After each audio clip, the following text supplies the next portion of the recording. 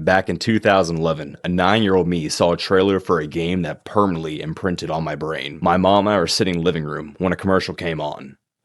Bum. Bum bum. Wind echoing through a dim stone wall, carved with some ancient warning. A voice tells us a threat is coming. The camera flies low over the trees. Growling, heavy breathing, the sound of air being shoved violently out of the way. An ancient battle flashes on screen. Man versus dragon. Now we're on foot, sprinting through what looks like the same terrain. The orchestra slowly walks in, filling the room with a song I would never forget. We cut between three things: the wall, the sky, and the man, until he nearly runs off a cliff. The stone wall cracks, a gravel white eye opens, and the dragon lands right in front of him. My jaw dropped. I genuinely thought they were showing us the final fight of the game in the trailer. The one they fear. The man finally gets a name. Dovahkiin Dragonborn.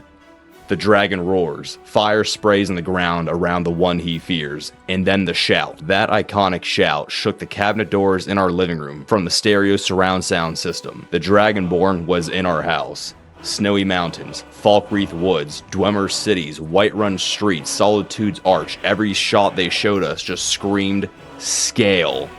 The dragon falls from the sky, crashes into the ground, snow and dirt everywhere. The music lifts, the Dragonborn stands on its corpse, absorbing something unnatural. The camera pans, another dragon just flies away in the distance. My 9-year-old brain nearly broke. There's more than one. It just cuts to a black screen, only seeing Skyrim. The letters rotate on their side.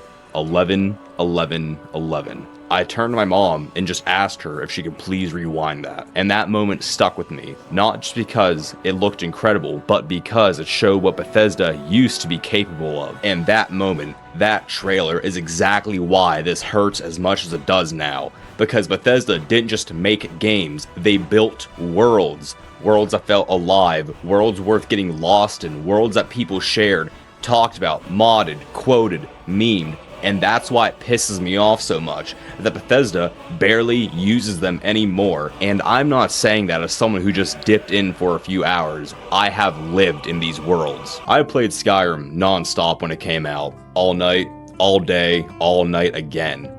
Here's the funny part, I didn't touch the main quest for almost 2 years. I genuinely forgot dragons existed. When my disc broke and I had to rebuy the game, the clerk mentioned the DLC in the massive strategy guide. My mom, as an early birthday gift, got me the DLC and the book. That's when I really played it.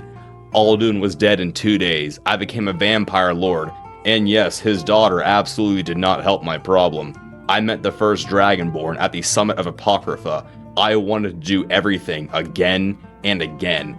I eventually platinumed Skyrim on the PlayStation 4, then again on the PlayStation 5, and yet I had this weird ache inside me. So I ordered a PlayStation 3 off Amazon, just to get the platinum there too, and returned it 7 days later. Ladies, believe it or not, I am single. And just to be clear, picture the same story with about 70% less detail, and that's my Fallout experience. Bethesda games didn't just entertain me, they were with me. And I know how that sounds, which is why I want to be honest about it. I know it can come off entitled, like I'm mad that a company won't make toys fast enough for me. But it isn't about impatience, it's about momentum.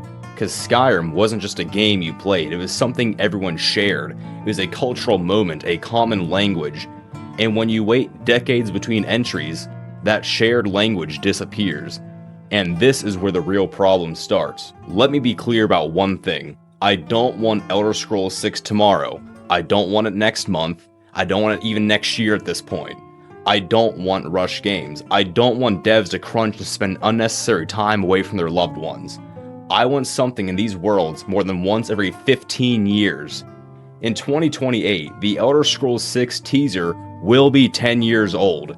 At this point, I don't even think about it anymore, because thinking about it just makes me angry. Bethesda has some of the most detailed fictional universes ever created, and treats them like museum pieces, incredible to look at, locked behind glass, only Todd Howard's fingerprints are allowed in that glass. And the frustrating part is, Bethesda has already proven they know how to do this right. Bethesda has proven they can support their games meaningfully, which is what makes this even more frustrating. Skyrim's DLCs were genuinely well received.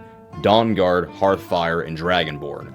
Each one added something distinct. New systems, new stories, new places that actually felt worth returning to. People still argue about whether Dragonborn or Dawnguard is the better DLC for Skyrim. Fallout 4 did the same thing. Mostly. Fallout 4 had 3 genuinely great DLCs, Far Harbor, Nuka World, and Automatron. And then 3 that were forgettable at best.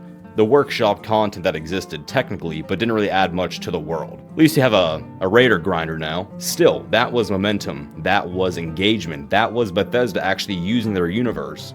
And then they just stopped. Skyrim's major DLC all landed relatively quickly after launch, and then that was it. Fallout 4 wrapped up its DLC cycle in under a year. No follow-up stories, no experimental side projects, no smaller releases to keep these worlds alive.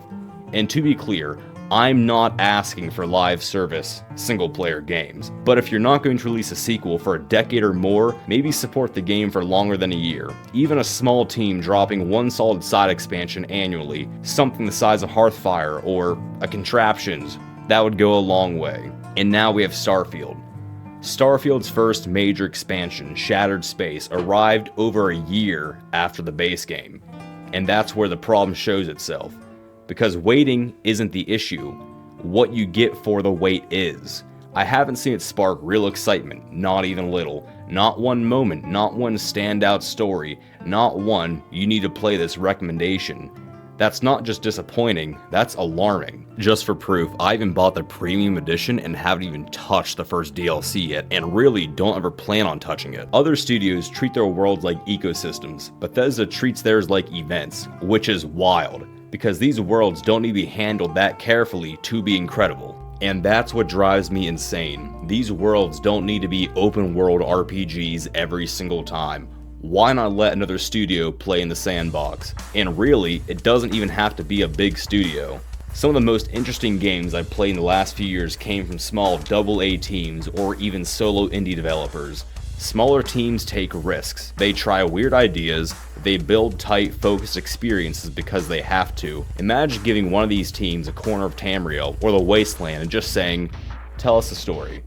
Let LCG Entertainment, formerly Telltale Games, tell a focused narrative story. Let a linear studio build a Call of Duty or Battlefield-style campaign. The Oblivion Crisis would be perfect for that. Drop the player into a province so the gates start opening. You're not the hero, you're just trying to survive. End it in Black Marsh. Every time you die, you control a different Argonian. Stronger, stranger, more hiss-touched, until you're basically a walking lizard tank stomping Daedra like ants. Tell me you wouldn't at least want to see that concept. Fallout has events like this too. I don't even need to list them. You already know them. You probably know more than I do. These worlds are begging to be used, filled to the brim with content and stories, and waiting 15 or 20 years for brand new stories is not good enough. And before anyone says it, yes, I know Bethesda hasn't been completely silent. Before anyone brings it up, let me address the elephant that was just born in this room. The Elder Scrolls Online and Fallout 76 exist. They are canon games. I'm not saying they don't have fans. I'm saying they don't feel like the worlds I fell in love with. We fell in love with. And yeah, I've had fun in 76, but I'd rather just boot up Fallout 4. They're official, they're part of the franchise, and this isn't even nostalgia. Skyrim is still bursting with content. Half of it is literally poking out of the glitched terrain. Fallout 4 has so many things I'm still discovering to this day. Skyrim and Fallout 4 feel like they're trying to reach into your soul.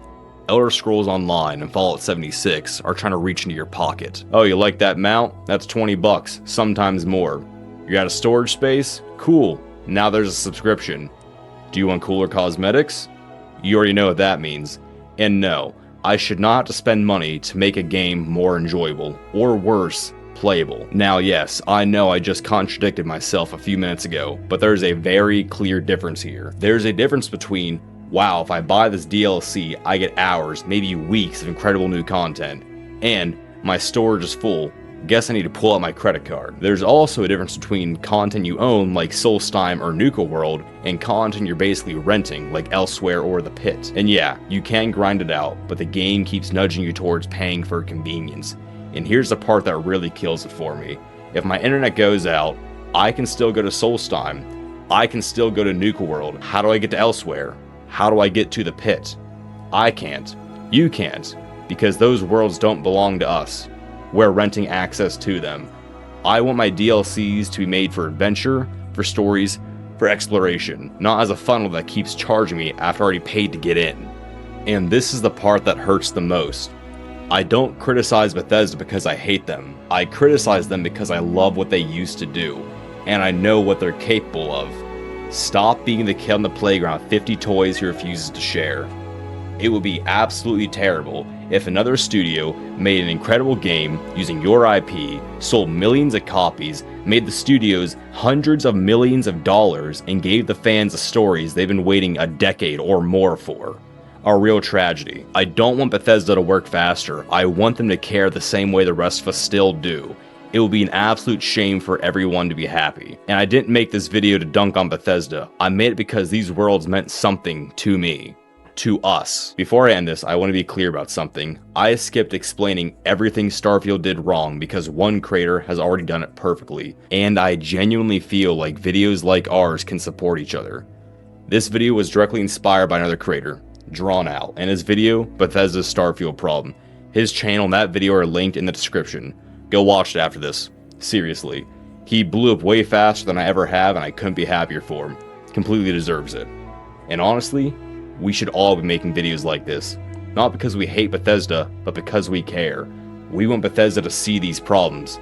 We want them to understand where the frustration is coming from. We don't want the version of Bethesda that makes me slowly start thinking of Ubisoft. We want the one that made worlds that stuck with us for years. I want Bethesda to know this isn't anger. It's disappointment mixed with love. The kind of love that makes people speak up instead of walking away. Because I want to be excited for The Elder Scrolls 6. I really do. But if I'm being honest, I feel like excitement is slipping a little more every day in every announcement they make anymore. And that's the part that scares me the most. Thank you for sticking around till the end. It means more right now than any of you will ever actually know. I've never written a video like this before, and yeah, I know the structure isn't perfect. There are parts I wish I could explain better, but if it's well received, I can always come back to it, or go to another corner of these worlds next time. I'd love to hear of Fallout or Elder Scrolls events you'd want to see turn into a full game or a campaign. Or, you can tell him it's a baby shit in his diaper. It's a free world. See you in the next one. I would also like to quickly thank my channel members for being here. TIE Fire Network, Alan Weed, Devil Dog, The Man Who Sold the World, Master Sergeant Wolf, Zariel Village, Stealthy Sloth, Vakoyus Loki, Chronicle, Owen White, Mike Duke Park, Justin Herbert, John Rutherford, TK Wolf Modding, Bagman, Grey Cloud, Bismarck Montalongo, Zachary Cardone, Derek, Hi-Bye, Azrael794, Commander Potento, TTC345, Julian Fenner, Alan Grezov, Mike, Romeo Dallas, and William Bernard. Appreciate it, guys.